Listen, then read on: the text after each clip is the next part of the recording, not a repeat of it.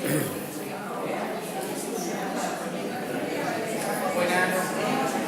¿Se oye bien? Sí. Buenas tardes a todas. Buenas tardes. Y a todos. Bueno, supongo que podemos empezar ya, que ya han avanzado un poco los minutos y el tiempo siempre lo llevamos un poco poquito. Si a alguien le faltara el material que he entregado, que lo tome de la mesa que vea vacía, porque como no sabía dónde os vais a sentar exactamente, y si a alguien le falta que me lo diga, incluso si no le funciona el rotulador. Vale, pues...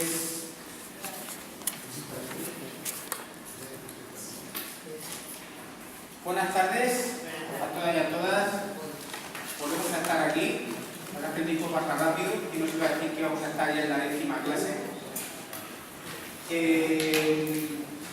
Bueno, pues es un placer para mí estar siempre aquí y además cada tarde aquí, cada miércoles es una novedad. Y como vais a ver hoy, pues no vamos a dejar de sorprendernos. Bien, ya he comentado en la clase anterior que la clase de hoy forma parte de una especie de trilogía de tríodo de 3 clases que yo considero como inseparables. La clase pasada hablaba sobre el inminente descenso del petróleo y de los combustibles fósiles.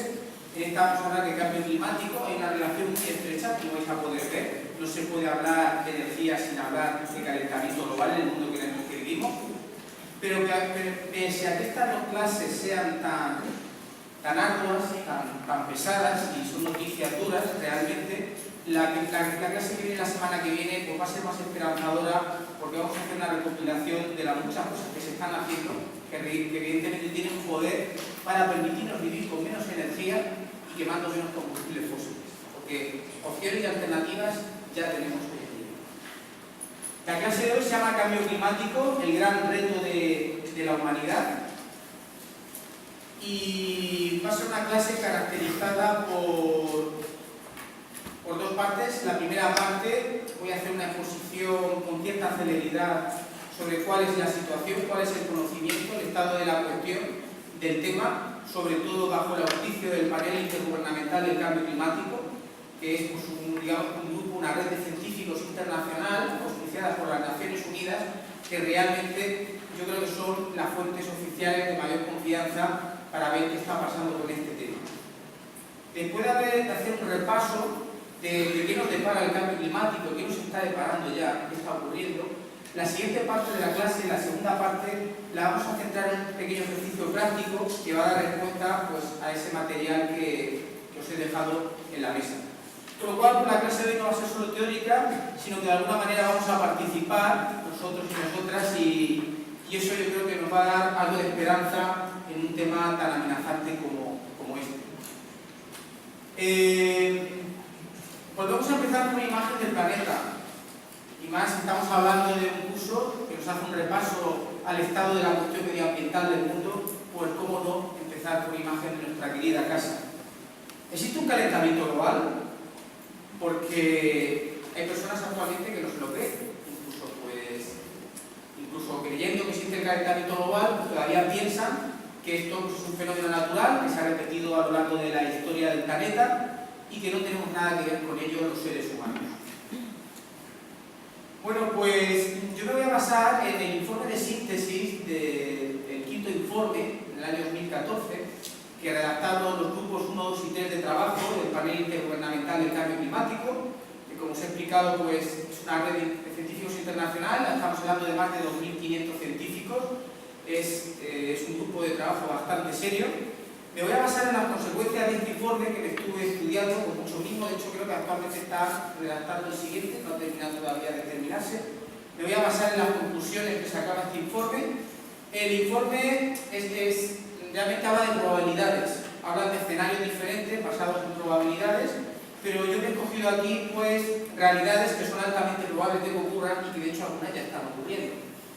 Y el mismo informe pues, nos cita, por ejemplo, de que bueno, pues desde la era preindustrial, vamos a irnos a finales del siglo XIX, un poco más avanzada la revolución industrial, desde 1880 a la actualidad ha habido un aumento promediado de las temperaturas del planeta, y no solo de la atmósfera, que es la que habitualmente pensamos, sino también de los océanos, que está en torno a los 0,85 grados. es un intervalo que puede variar, pero esto nos da una idea de que esto del calentamiento global es real, existe, sí que hay un calentamiento global del planeta. Y bueno, pues en la última cumbre de París, creo que fue a finales de 2015, se consensó que no debiéramos superar los 2 grados. Pero bueno, en opinión de muchos autores e investigadores, estos 2 grados realmente eran demasiado tibios, era por poner un número que fuera diplomáticamente correcto dentro del mercado en el que nos encontramos, pero realmente no eran 2 grados seguros. Realmente lo que no debiéramos superar serían el 1,5 grados. Causas extraordinarias. El calentamiento global, pues habéis oído decir por ahí incluso de alguien que hable de causas tan diversas como el sol o los volcanes. Ahora vamos a desmentir un poco los mitos urbanos, pero lo que sí que es cierto es que hay un aumento de la temperatura, como se puede ver en este gráfico. Yo creo que una imagen vale más que 1000 palabras, y en este gráfico podemos ver cómo realmente de mediados del siglo XIX volvemos a tener en el eje de abscisas en el horizontal el tiempo que avanza y en el eje de ordenadas vertical el aumento de temperatura. Vemos claramente cómo durante el más de último siglo y medio las temperaturas han ido aumentando. Esto es una imagen que habla por sí misma. Y ahora vamos a lo que iba a decir. Las causas extraordinarias podría ser el sol. Bueno, hay personas, existe el sol porque hay radiaciones solares, que el sol pueda estar afectando por los movimientos, la actividad solar. Bueno, la cuestión es que, según el informe, los cambios en la radiación solar habían contribuido solo alrededor de un 2%. Con lo cual, no nos podemos amparar en que es una causa externa a la actividad humana. Aerosoles volcánicos. Hay muchos volcanes en el mundo. Bueno, pues nos va a sorprender, pero curiosamente los volcanes lo que llegan a producir en muchas ocasiones es el efecto contrario. Es cierto enfriamiento. Y luego finalmente las causas antropogénicas.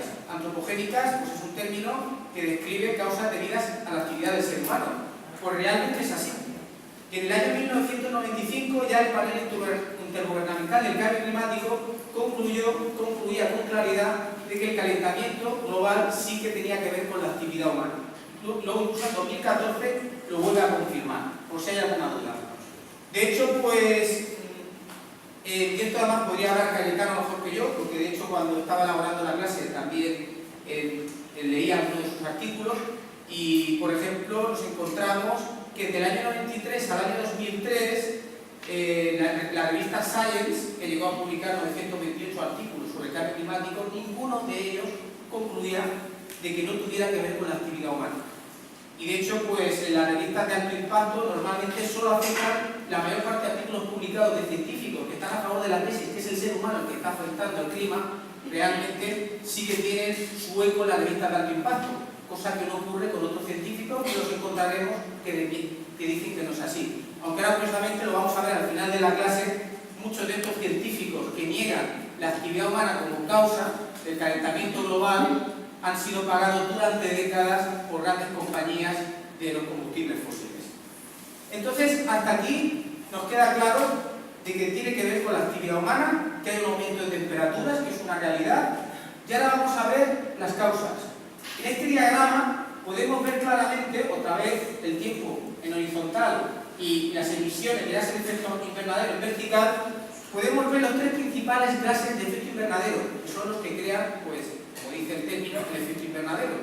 O si alguien ahora mismo no supiera en qué consiste, pues bueno, los gases llegan a las capas altas de la atmósfera, dejan penetrar cierta radiación de la luz solar, pero no permiten que vuelva a salir al espacio como un estado natural debiera ser. Con lo cual, esa reflexión que nos vuelve a traer la radiación a la Tierra produce un efecto iterativo de aumento de las temperaturas. Es algo parecido a lo que podría pasar en un coche que tuviéramos en un día soleado de invierno, donde la temperatura afuera sabemos que es fría, pero sin embargo al quedarnos dentro del coche acabamos sudando y quitándonos la ropa. Es algo parecido pero a nivel planetario, en términos un tanto así, un poco aproximados y simples. Bueno, pues aquí vemos los 3 principales gases, como son el dióxido de carbono, que es el rey, o el metano o el óxido nitroso.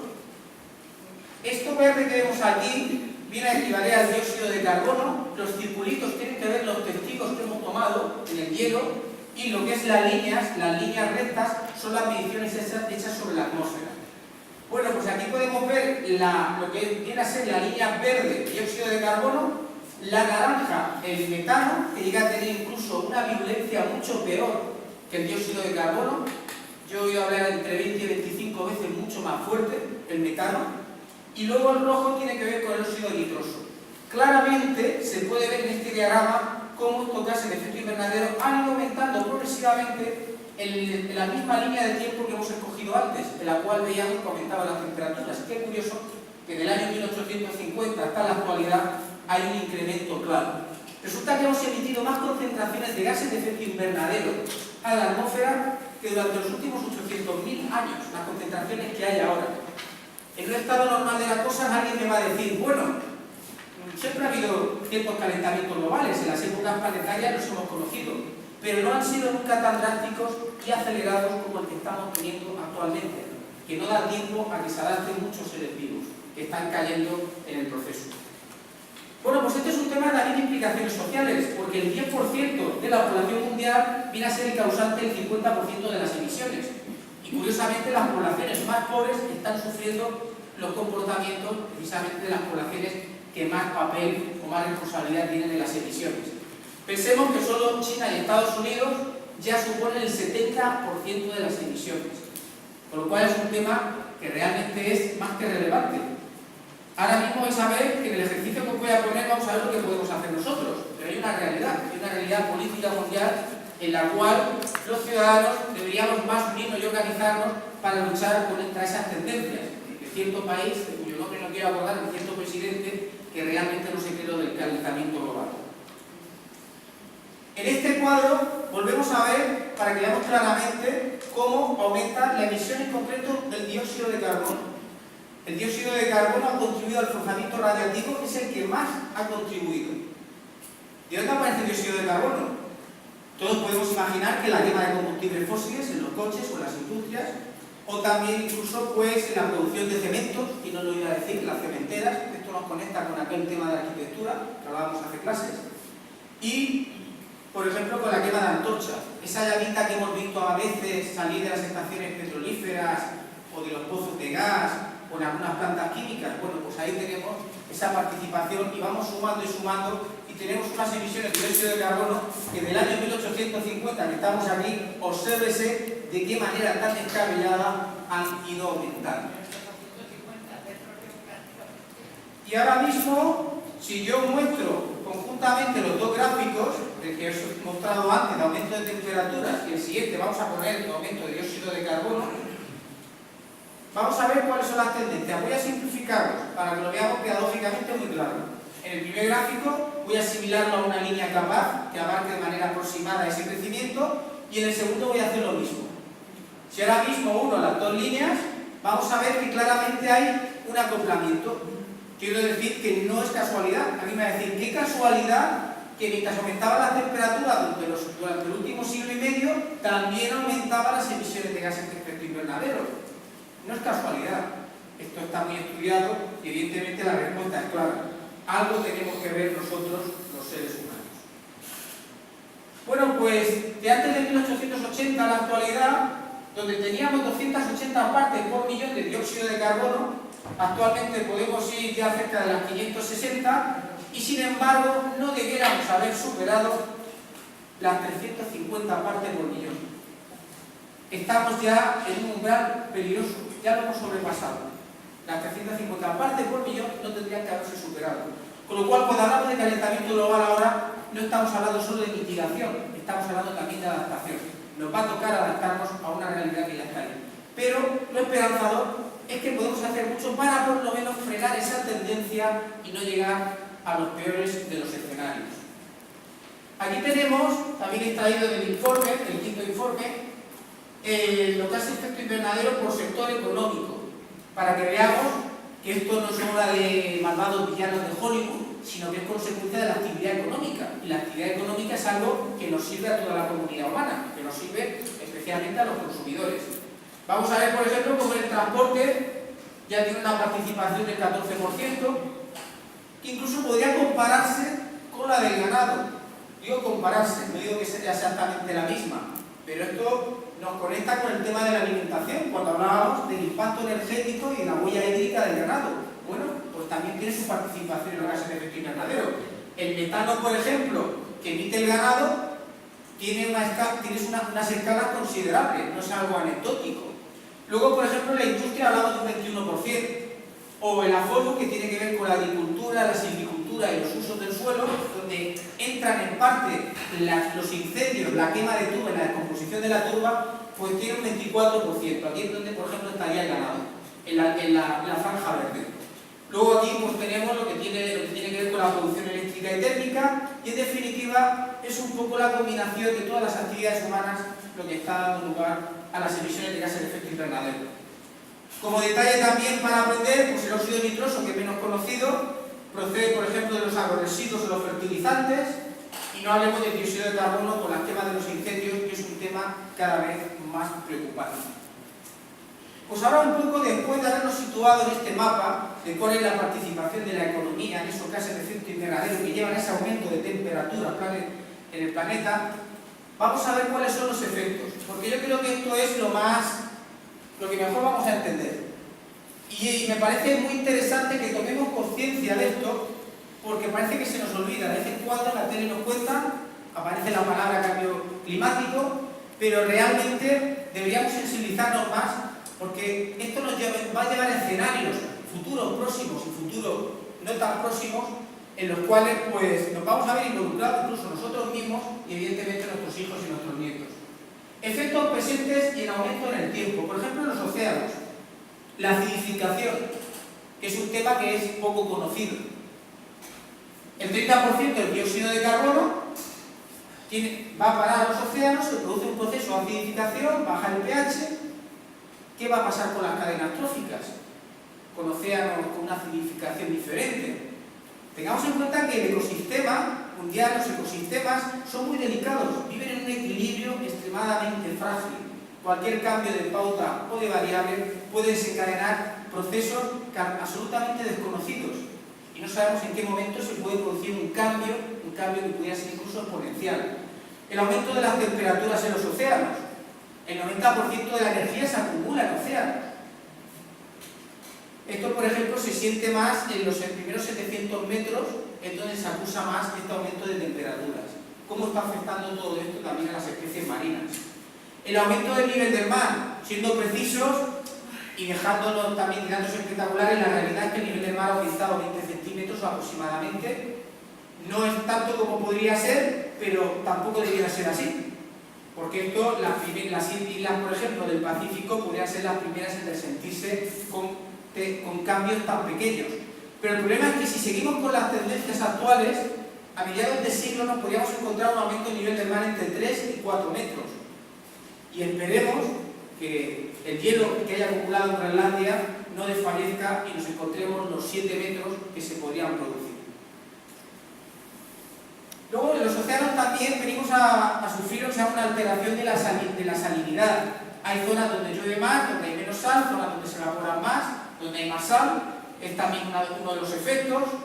O, por ejemplo, los mantos de hielo. En el Ártico, en los últimos 40 años, aproximadamente se ha perdido un 40%, en números gordos, aquí más precisión, 36, 53, del hielo se ha perdido. Y si seguimos con las tendencias, en el año 2050 nos podríamos encontrar que en meses como septiembre el Polo Norte podría estar completamente descubierto de hielo. Yo estoy seguro que más de un empresario y un comerciante se va a frotar las manos, pero esto sería una imagen realmente inquietante. Groenlandia es uno de los ejemplos de cómo el fenómeno del cambio climático se deslocaliza. Mientras son unos países más industrializados los que más emiten, hay otras regiones en el planeta que son las que más se resienten. En Groenlandia, por ejemplo, se produce un fenómeno, como aparece en muchas partes del Polo Norte, que es el de los pedieles, que es según el agua de los hielos se van derritiendo, se van formando arroyos, que se ven muy bonitos, pero esos arroyos van también horadando el hielo, llegan a capas más profundas y permiten que grandes témpanos pues, se vayan desprendiendo, ¿no? De ahí pueden aparecer perfectamente icebergs. Es una imagen que puede resultar muy poética, pensar en uno de estos pedieles, pero que a mí pues, realmente también resultaría muy preocupante, porque van van rompiendo el hielo a pasos agigantados. Los glaciares, algunos habrán visto una imagen en la Patagonia del proceso de los glaciares. En el Himalaya pues tenemos un ejemplo vivo. Esta imagen pertenece al Himalaya y en el Himalaya tenemos que pensar que muchos de los hielos acumulados allí, perpetuos, grandes mantos de hielo en esos glaciares, son, por así decirlo, la despensa de agua para todas las regiones que rodean al Himalaya. Estamos hablando de alrededor del Himalaya, posiblemente más de 2.000 millones de personas se vean beneficiadas por los aguas y los ríos que fluyen desde sus cimas. Pensemos, por ejemplo, en un país como Bangladesh, en el cual pues, el río Ganges, que era parte del Himalaya, llega a llegar a la desembocadura de este país y como cada vez va llegando menos agua en el caudal. ¿Cómo puede afectar esto a los cultivos? ¿Cómo afectará esto a las personas que viven allí? Observemos cómo se deslocalizan, cómo esas emisiones de gases de efecto invernadero no perdonan ni un rincón del mundo. Los mantos de hielo, el permafrost, también es un tema muy preocupante. Es como una parte de suelo helada que se encuentra en las partes más nórdicas del planeta, por ejemplo en Siberia, y el permafrost no debiera derretirse, porque debajo del permafrost nos encontramos auténticas bolsas de metano.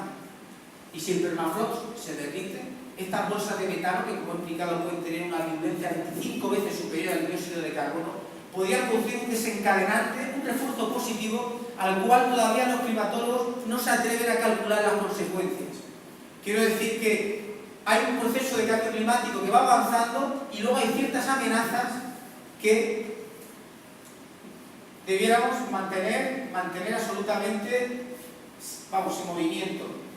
Precipitaciones cambiantes, fenómenos meteorológicos extremos. Esto supongo que es algo que habremos vivido con mucha más claridad en los noticiarios.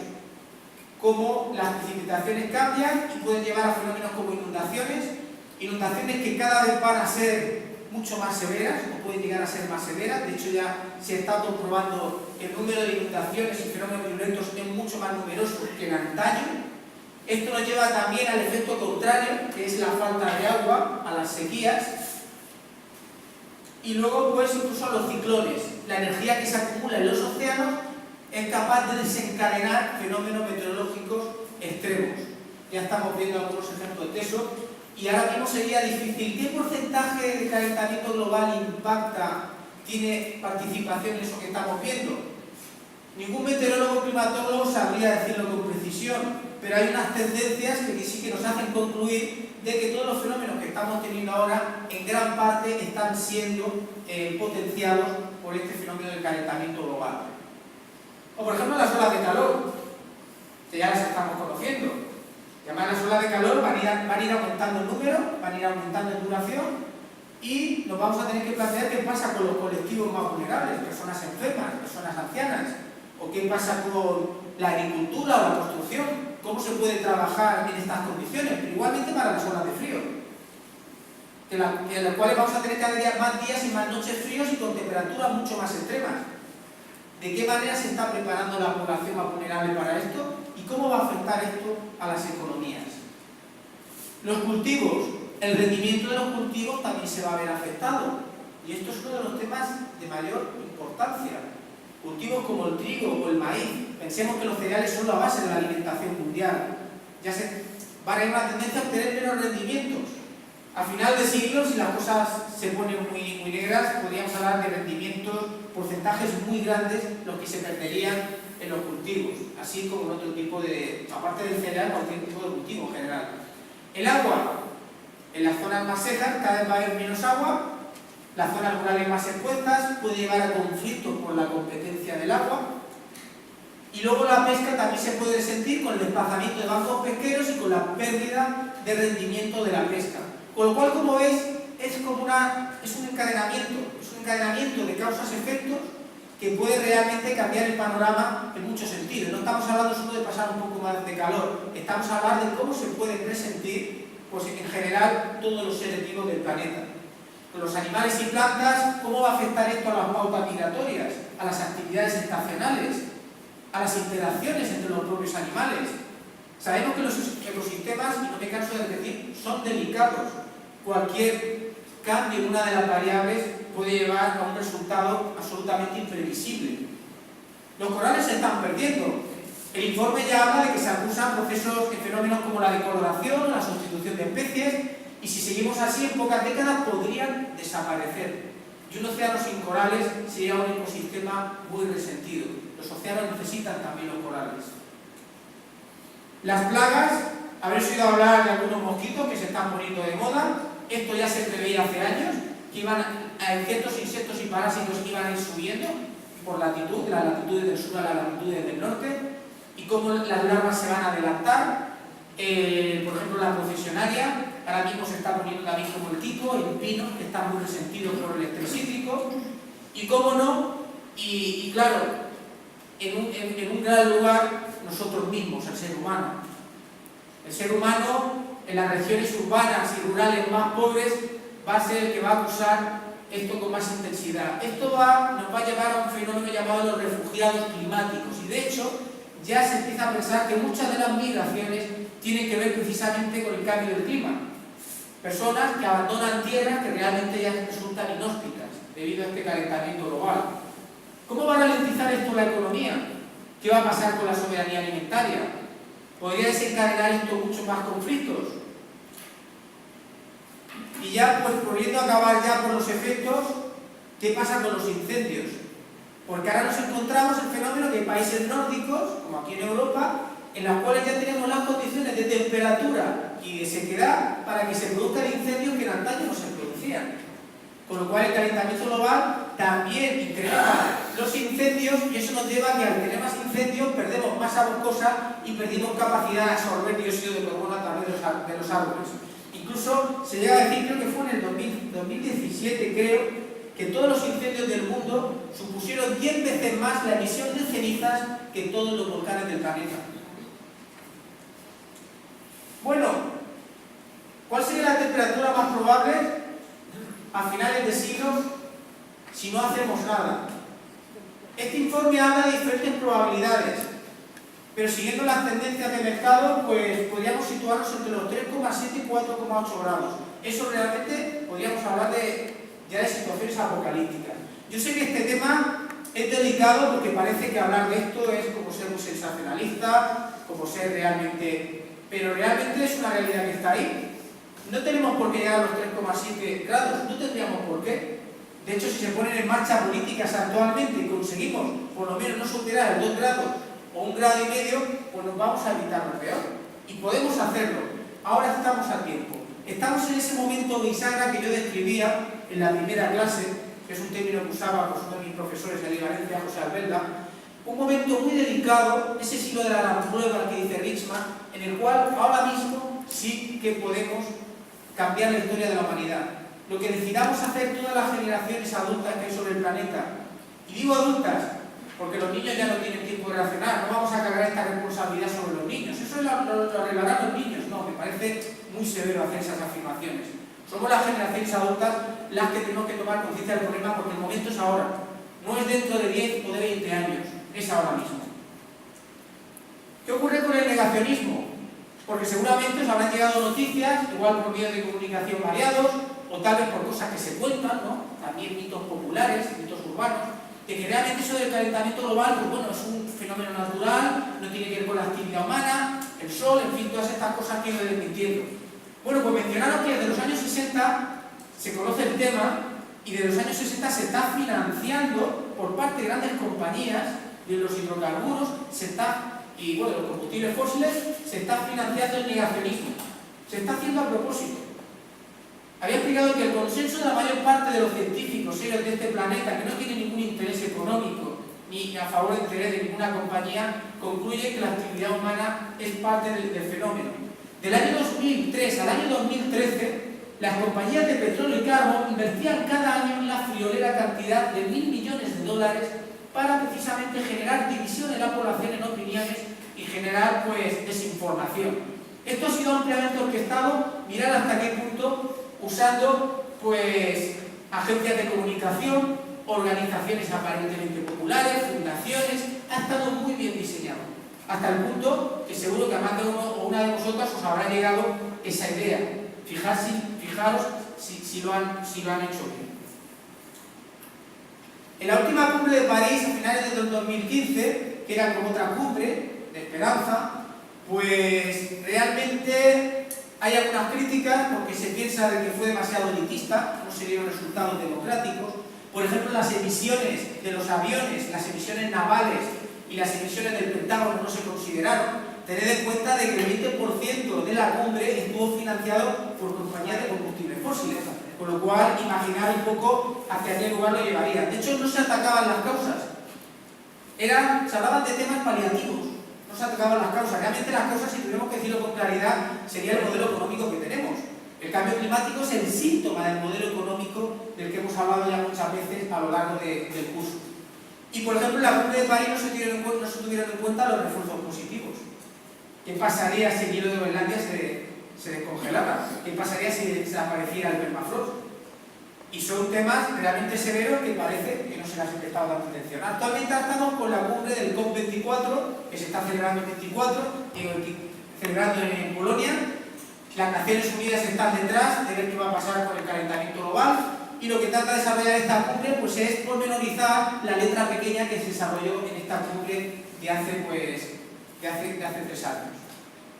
Vamos a ver qué ocurre, porque realmente este es un tema que va a tener que ser abordado internacionalmente, no lo vamos a poder abordar solo individualmente. ¿Soluciones? Vamos a ver las soluciones, porque hay autores de todo tipo que hablan de qué vamos a hacer con esto.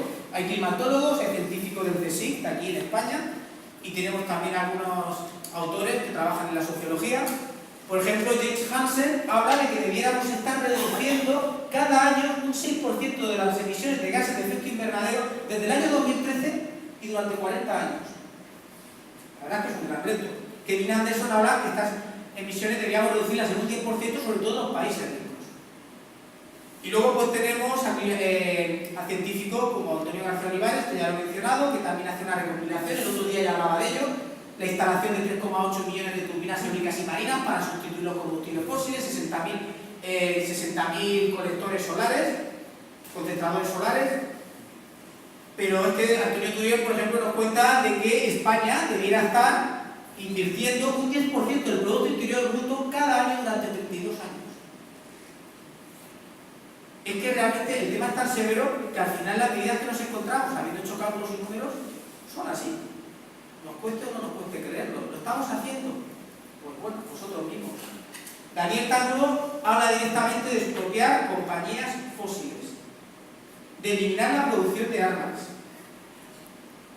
de producir menos, de descentralizar, de compartir, volver a lo local. Nos empiezan a sonar esos conceptos, porque ya los hemos ido mencionando durante el curso.